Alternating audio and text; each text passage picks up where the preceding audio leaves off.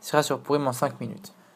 Il y a une halakha qui dit que celui qui écoute la Megillah à l'envers, c'est-à-dire que pas dans l'ordre, il n'est pas quitte. À l'envers, en hébreu, les mafréens, on peut aussi lire au passé, à l'envers, sous-entendu au passé.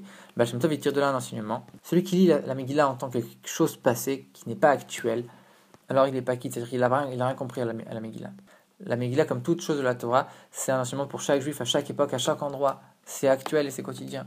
Alors forcément, encore plus, si ça c'est pour toute la Megillah, pour le verset qui parle du nom de la Megillah, du nom de la fête, c'est Purim. On dit Purim al-Shem HaPur, on a appelé Purim sur le pour. C'est quoi pour?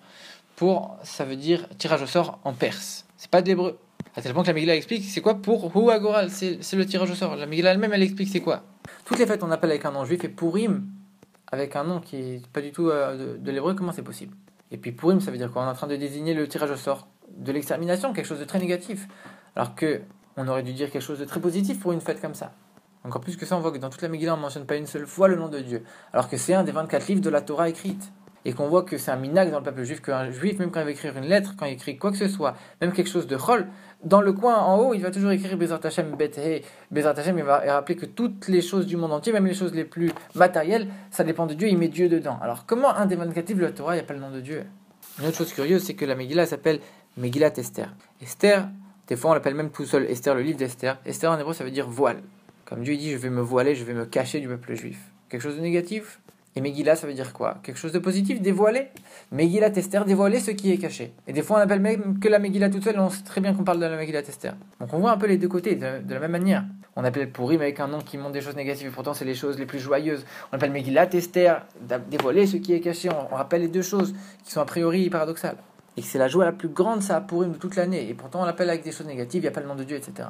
En vérité, l'enseignement, c'est que à l'époque de Purim, il y avait beaucoup de représentants juifs dans le royaume, c'était extraordinaire, il n'y a jamais eu une période comme ça. La reine, elle était juive, Esther. Et Mordechai, c'était un représentant du roi, à tel point qu'il habitait dans le palais. Et pourtant, il y a quand même eu un décret contre le peuple juif.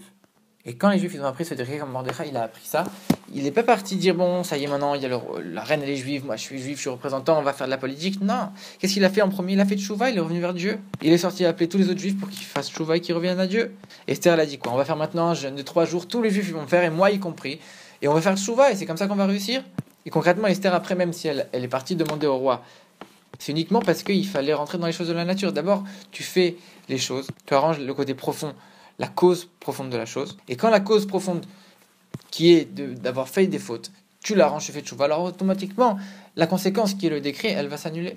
Quand Esther elle a été voir le roi, elle avait fait 3 jours de jeûne, elle n'avait pas du tout les capacités, ni l'attirance pour que le roi il puisse accepter sa demande. C'était complètement contre nature. Parce qu'il faut savoir qu'en vérité, quand tu as arrangé la chose profonde qui est la cause, alors la conséquence, elle va s'annuler automatiquement.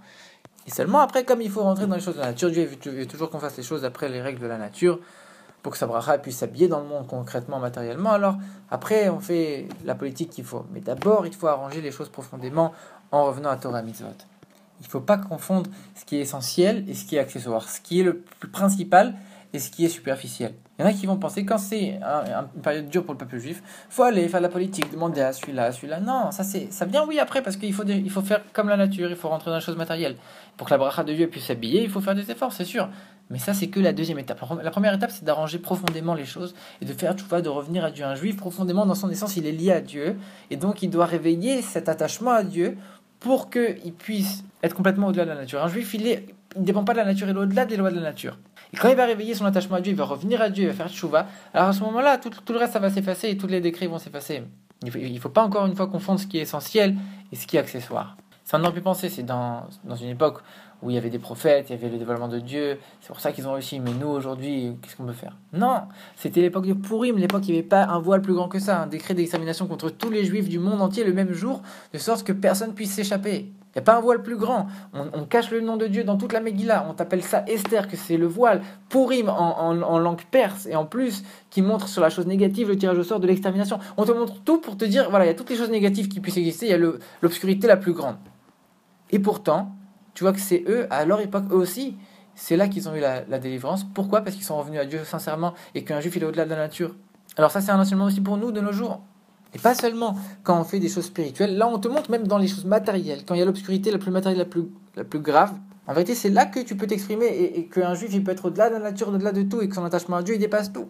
Donc forcément que c'est un enseignement aussi pour nous de nos jours. Et quand on voit un tel renversement, que toutes les choses négatives de Esther, on va transformer en Megillah, on va dévoiler Purim, que c'est les choses négatives, on va faire des jours de joie, les joies la plus haute, la plus élevée de toute l'année, que toutes les choses négatives, on va les transformer en révolution, en joie, en fête. Alors ça va être exactement la même chose avec la venue de Mashiach, que toutes les choses négatives, elles vont se transformer et qu'on sera délivré exactement comme à Purim, même encore plus que Purim, où l'obscurité n'existera plus du tout. Très bientôt de nos jours. Amen.